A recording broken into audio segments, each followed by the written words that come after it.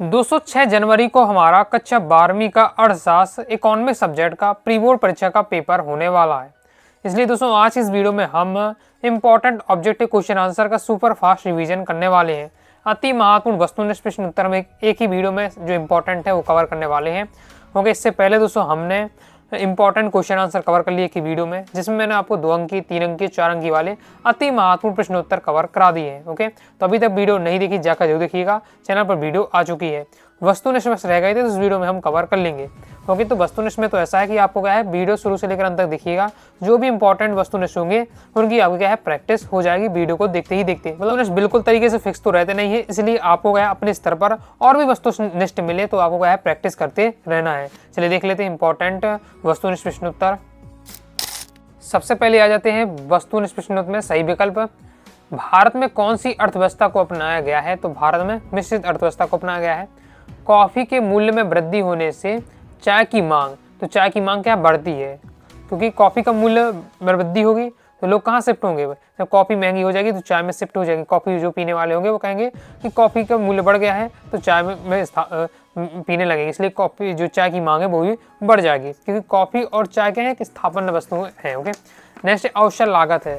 तो अवसर लागत अगले श्रेष्ठ विकल्प के लिए त्याग की लागत है। अगर आपने आगे जो अच्छा विकल्प चुना हुआ है उस अच्छे विकल्प चुनने के लिए, श्रेष्ठ विकल्प चुनने के लिए पीछे कौन कौन सी लागतें छोड़ी हैं, ओके, वो आपकी क्या है कहलाती है अवसर लागत।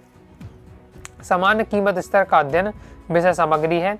तो सामान्य कीमत स्तर का अध्ययन होता है समष्टि अर्थशास्त्र की। निवेश का निर्धारक घटक कौन सा है? तो पूंजी की सीमांत क्षमता। मुद्रा प्रसार रोकने के लिए किस प्रकार का बजट बनाना चाहिए? तो घाटे का बजट बनाना चाहिए। व्यष्टि अर्थशास्त्र संबंधित होता है, व्यष्टि अर्थशास्त्र संबंधित होता है व्यक्तिगत मात्राओं से। आगे देख लेते हैं। उपयोगिता का संबंध होता है तो मानवीय आवश्यकताओं की पूर्ति से। कौन सी लागत शून्य नहीं हो सकती? जो स्थिर लागत है कभी भी शून्य नहीं हो सकती। एक देश की भौगोलिक सीमाओं में एक वर्ष में उत्पादित सभी वस्तुओं और सेवाओं के मूल्यों का योग सकल घरेलू उत्पाद कहलाता है। क्रॉस के सिद्धांत का संबंध है तो इनमें से सभी, यानी प्रभावपूर्ण मांग, बचत प्रवृत्ति, उपभोग प्रवृत्ति, सभी से है। गैर कर राजस्व है तो उधारी आपका क्या है, गैर कर राजस्व है। चाय और कॉफी वस्तुएं हैं तो ये हमारी स्थापन्न वस्तुएं हैं। इसके बाद ये हमेशा पूछा जाता है स्थापन्न वस्तुएं और पूरक वस्तु संबंधित एक ऑब्जेक्ट आपका, यानी वस्तुनिष्ठ आपका जरूर पूछता है पहले के स्थान में आया, सत्ता में आया, सही जोड़िए, कहीं ना कहीं आए, लेकिन आता ही हमेशा। ओके, तो आपको एकदम क्लियर होना चाहिए। एक स्थान पे हम जिसके दूसरे का उपयोग कर सके तो स्थापन वस्तु है, और एक वस्तु दूसरे वस्तु पर निर्भर है तो वो आपकी पूरक वस्तु है। कार और पेट्रोल का संबंध आपका क्या हो जाएगा? पूरक वस्तु है। बैट बॉल का संबंध पूरक वस्तु है, और आपका पेन स्याही का संबंध हो जाएगा पूरक वस्तु में जाएगा। इसके बाद नेक्स्ट है वे सभी क्रियाएं जो आय सृजित करती हैं आर्थिक क्रिया कहलाती हैं। उत्पादन के सभी साधन में परिवर्तित किए जा सकते हैं तो दीर्घकाल में परिवर्तित किए जा सकते हैं। राष्ट्रीय आय का अध्ययन समष्टि अर्थशास्त्र में किया जाता है। राष्ट्रीय आय की गणना होती है तो वार्षिक या प्रतिवर्ष होती है। किन्स का रोजगार सिद्धांत पर निर्भर है तो प्रभावपूर्ण मांग में। विनिमय का माध्यम मुद्रा का प्राथमिक कार्य है। कुल उपयोगिता उपयोगिता का योग है तो समस्त उपयोगिता का योग होता है। उत्पादन के साधन होते हैं तो उत्पादन के कितने साधन है? 5 साधन होते हैं। कौन कौन से उत्पादन के साधन है? अभी 2 नंबर के क्वेश्चन आंसर, मतलब आपको इंपॉर्टेंट क्वेश्चन आंसर बता रहा था तब मैंने आपको बताए थे 2 नंबर वाले प्रश्नों में। कमेंट बॉक्स में आपको बताना उत्पादन के 5 साधन कौन कौन से हैं। समग्र के समूहों या इकाइयों में परस्पर पाई जाती है निर्भरता पाई जाती है। वह विधि को डेडेस विधि भी कहा जाता है, उपभोग एवं विनिमय विधि भी कहा जाता है। जीएसटी की मानक दरें, तो ये मानक दरें हैं, 6 मानक दरें हैं जो आपको दी हुई हैं। सतासत देख लेते हैं। 2 अधिमान वक्र एक दूसरे को काटते हैं तो ये आपका असत हो जाएगा। स्थिर लागत को पूरक लागत भी कहा जाता है तो सत्य हो जाएगा। पूर्ण प्रतिस्पर्धा में बड़ी संख्या में क्रेता विक्रेता होते हैं तो ये आपका सत्य हो जाएगा। आर्थिक एजेंट से हमारा तात्पर्य उन व्यक्तियों या संस्थाओं से है जो आर्थिक निर्णय लेते हैं तो सत्य हो जाएगा। निवेश को भौतिक पूंजी स्टॉक भी कहते हैं तो ये आपका सत्य हो जाएगा। आगे देख लेते हैं। आगे नेक्स्ट है विदेशी विनिमय दर को फॉरेक्स दर भी कहते हैं तो सत्य। गिफिन वस्तुओं पर भी मांग का नियम लागू होता है तो ये आपका असत्य हो जाएगा, क्योंकि गिफिन वस्तुओं में मांग का नियम लागू नहीं होता है। परिवर्तनशील लागत शून्य हो सकती है तो बिल्कुल सत्य है। परिवर्तनशील लागत है वो शून्य हो सकती है, जबकि जो स्थिर लागत होती है वो क्या शून्य नहीं हो सकती। अभी हमने विकल्प में भी देखा था। समान वस्तुओं के लिए पूर्ति वक्र बढ़ते ढाल वाला होता है तो ये भी आपका सत्य है। राष्ट्रीय पूंजी में सेवाएं शामिल होती हैं तो असत हो जाएगा। रोजगार के संतुलन स्तर पर भी कुछ श्रमिक बेरोजगार रह सकते हैं तो सत हो जाएगा। जिस बिंदु पर सामूहिक मांग तथा सामूहिक पूर्ति बराबर होते हैं उसे ही प्रभावपूर्ण मांग कहते हैं तो आपका सत हो जाएगा। एक शब्द एक वाक्य में उत्तर देख लेते हैं। कौन से स्तर के बाद सीमांत उपयोगिता ऋणात्मक होने लगती है? पूर्ण संतुष्टि के अगले स्तर के बाद जो सीमांत उपयोगिता है वो ऋणात्मक होने लगती है। एक वस्तु की अतिरिक्त इकाई बेचने से कुल लागत में जो वृद्धि होती है उसे क्या कहते हैं? उसे सीमांत आगम कहते हैं। न्यूनतम समर्थन मूल्य किसके द्वारा निर्धारित किया जाता है? तो सरकार द्वारा निर्धारित किया जाता है। समय के विशेष बिंदु पर मापी गई मात्रा को क्या कहते हैं? तो स्टॉक। विश्व बैंक की स्थापना 1944। प्रत्याशित निवेश किसे कहते हैं? तो योजनागत निवेश का मूल्य प्रत्याशित निवेश कहलाता है। त्रुटि और लोभ किसे कहते हैं? तो सभी अंतर्राष्ट्रीय लेन देनों की भूल चूक सुधारने के लिए अदायगी संतुलन का तीसरा अवयव त्रुटि और लोभ है। एक वस्तु की सभी इकाइयों से प्राप्त होने वाली उपयोगिता के योग को क्या कहते हैं? कुल उपयोगिता। पूर्ण प्रतियोगिता में एक फर्म का साम्य कहाँ होता है? तो मांग और पूर्ति के संतुलन बिंदु पर। वस्तु की मांग किसके द्वारा की जाती है? तो भोक्ता द्वारा। घिसावट बैग का एक अन्य नाम है तो मूल्यह्रास। मुद्रास्फीति किसे कहते हैं? तो मुद्रा के मूल्य में गिरावट अथवा महंगाई बढ़ना तथा वस्तुओं और सेवाओं की कीमतों में वृद्धि होना, ये कहलाती है आपकी मुद्रास्फीति। श्रम बाजार में मजदूरी दर का निर्धारण कैसे होता है? तो श्रम की मांग एवं पूर्ति द्वारा होता है। मुद्रा के आविष्कार ने किस प्रणाली के दोषों का निराकरण किया? तो वस्तु विनिमय प्रणाली के जो दोष थे उनका निराकरण किया किसने? मुद्रा ने। सही जोड़िए देख लेते हैं। बजट रेखा की प्रवणता, तो बजट रेखा की प्रवणता ऋणात्मक। कुल उत्पादन, तो कुल उत्पादन हो जाएगा वस्तुओं तथा सेवाओं की कुल मात्रा। बाजार संतुलन, तो बाजार संतुलन हो जाएगा बाजार मांग बाजार पूर्ति के बराबर होता है। किसका आय सिद्धांत, तो किसका आय सिद्धांत हो जाएगा? अल्पकालीन। एपीसी, तो एपीसी हो जाएगा C/Y। बजट का उद्देश्य, तो बजट का जो उद्देश्य होता है हिसाब देता। शुद्ध घरेलू उत्पाद, तो शुद्ध घरेलू उत्पाद हो जाएगा NDP। आगे देख लेते हैं। आगे सही जोड़ी है पूरक वस्तुएं, तो कार एवं जो पेट्रोल है ये आपका पूरक वस्तुओं का उदाहरण है। सीमांत उत्पादन, तो हो जाएगा MP। बाजार मूल्य की अवधि, तो जी अति अल्पकालीन। केंद्रीय समस्या, तो हो जाएगा मुख्यतः 3 प्रकार की होती हैं। स्टॉक, तो स्टॉक हो जाएगा निश्चित समय। व्यापार संतुलन, तो ये हो जाएगा आपका दृश्य मद है। और भुगतान संतुलन, तो अदृश्य मद है। कंप्लीट हो जाता है। आगे देख लेते हैं। आगे हम और प्रैक्टिस करते हैं, विकल्प देखते हैं। आधुनिक अर्थशास्त्र के जनक के रूप में जाना जाता है तो एडम स्मिथ को।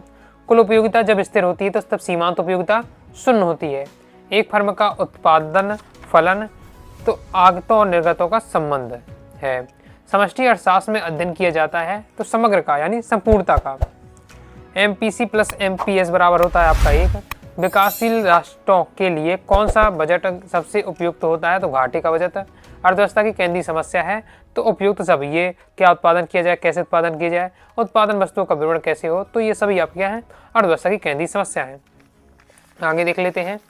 आगे है अनधिमान यानी तटस्थता वक्र होता है तो मूल बिंदु की ओर उन्नतोत्तर होता है। अल्पकाल में उत्पादन फलन का कौन सा नियम लागू होता है? तो परिवर्तनशील अनुपातों का नियम द्वारा। नेक्स्ट है सीमांत उपभोग प्रवृत्ति, तो होता है del C/del Y।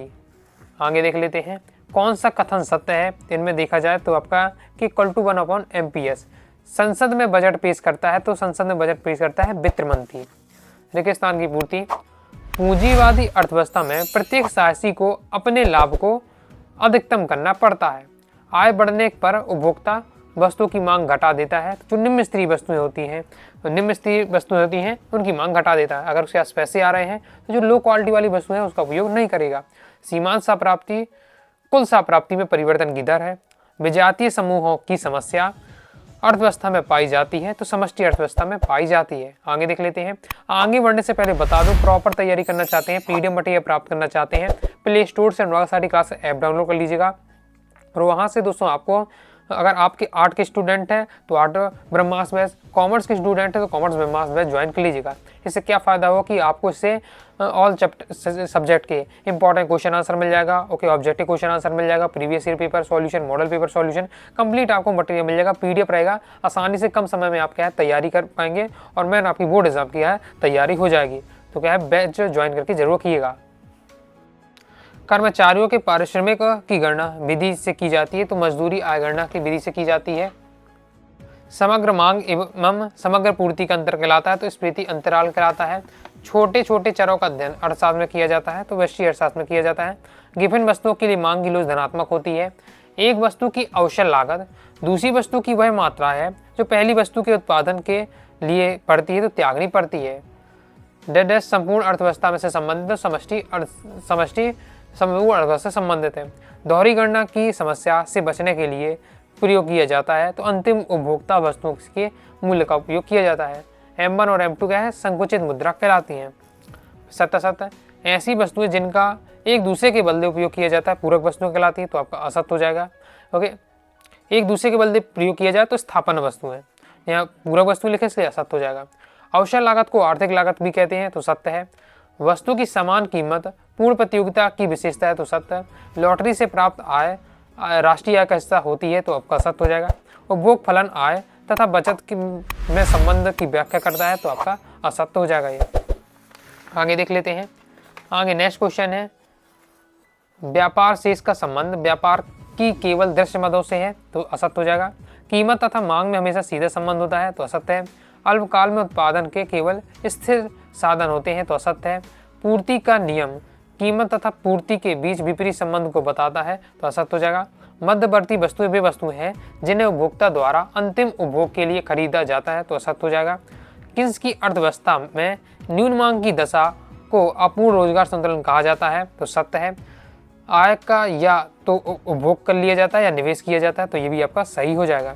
अब आ जाते एक शब्द एक वाक्य में उत्तर। बजट रेखा का दूसरा नाम क्या है तो कीमत रेखा। बाजार में एक वस्तु के क्रेता विक्रेता की अधिक संख्या किस प्रकार की बाजार की विशेषता है तो पूर्ण प्रतियोगिता बाजार की विशेषता है। 3 नंबर के इंपॉर्टेंट क्वेश्चन आंसर में हमने भी देखा भी था, इंपॉर्टेंट क्वेश्चन आंसर कवर किया था पूर्ण प्रतियोगी बाजार की विशेषताएं तैयार करके रखना है, जिसमें पहली यही विशेषता होती थी क्रेता विक्रेता की अधिक संख्या। नेक्स्ट, साधनों की मांग किस प्रकार की मांग है तो लोचदार मांग है। राष्ट्रीय आय की गणना की विधियों के नाम लिखिए तो उत्पादन या मूल्य वृद्धि, आय विधि, व्यय विधि, ये सभी आपकी राष्ट्रीय आय की गणना की विधियां हैं। कौन सी बैंक द्रव्य निर्माण अर्थव्यवस्था का एक भाग है तो व्यावसायिक बैंक। आगे देख लेते हैं। प्रभावपूर्ण मांग या समग्र मांग की अवधारणा किसने दी तो किन्स ने। व्यापार शेष में कौन सी मदें शामिल होती हैं तो दृश्य मदें। विलासिता की वस्तुओं की मांग की लोच किस प्रकार की होती है तो अत्यधिक लोचदार। पूर्ति की कीमत लोच कितने प्रकार की होती है तो 5 प्रकार की। टमाटर का बाजार किस प्रकार के बाजार का उदाहरण है तो अति अल्पकालीन बाजार का उदाहरण है। किस देश में राष्ट्रीय आय की गणना समानता कितने वर्ष में की जाती है तो 1 वर्ष में। व्यापार चक्रों का अध्ययन किस अर्थव्यवस्था में किया जाता है समष्टि अर्थव्यवस्था में। किसने कहा पूर्ति मांग को स्वयं जन्म देती है तो JBC ने कहा था। लोचपूर्ण विनिमय दर का निर्धारण कौन करता है तो मांग व पूर्ति निर्धारित करती है। जोड़ियां हम देख लेते हैं। निम्न कोटि या निम्न स्तरीय वस्तुएं तो ये हमारा हो जाएगा गिफेन वस्तुएं, जैसे मोटे अनाज किस में आता है निम्न स्तरीय वस्तु में है। स्थिर लागत तो हमारा FC हो जाएगा। वस्तु की मांग तो वस्तु की मांग उपभोक्ता द्वारा की जाती है। मूल्यह्रास तो मूल्यह्रास हो जाएगा प्रतिस्थापन व्यय। सामूहिक पूर्ति तो सामूहिक पूर्ति हो जाएगा समष्टि अवधारणा। कर राजस्व तो कर राजस्व राजस्व प्राप्ति। MPS हो जाएगा हमारा सीमांत उपभोग प्रवृत्ति। आगे जोड़ी देख लेते हैं।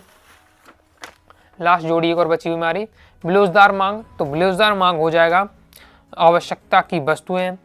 इसके बाद है परिवर्तनशील लागत तो परिवर्तनशील लागत हो जाएगा VCA। मजदूरी दर का निर्धारण तो मजदूरी दर का निर्धारण हो जाएगा श्रम की मांग और श्रम की पूर्ति।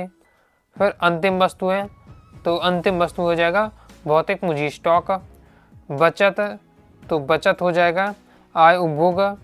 उधार लेना तो उधार लेना हो जाएगा पूंजीगत प्राप्तियां। चालू खाते की मदें हो जाएगा आयात और निर्यात। तो इस प्रकार से हमारे क्या है वस्तुनिष्ठ कंप्लीट हो जाते हैं। तो जितने भी इंपॉर्टेंट वस्तुनिष्ठ थे वो सभी मैंने आपको एक साथ बता दिए हैं। आपके चाहे विकल्प हो, सही जोड़ी हो, सत्ता तो सबकी प्रैक्टिस करा दी है। देखिए वस्तुनिष्ठ ऐसा है, इतना सब प्रैक्टिस करने के बाद ये भी नहीं है कि आपका क्या कंप्लीट 100% इसी से आ जाएगा। वस्तुनिष्ठ का बिल्कुल फिक्स नहीं कहा जा सकता। 2-3 क्वेश्चन ऐसे ही आ जाएंगे जो आपके क्या है नोट्स के बीच में ओके। इसलिए आपको क्या वस्तुनिष्ठ में तो जैसे मैंने आपको लगातार प्रैक्टिस कराई है, इसी प्रकार से आपको अपने से तैयार करते रहना है। पहले तो प्रीवियस ईयर पेपर के पूरा तैयार कर लीजिए, 3-4 साल पेपर उठाकर ओके।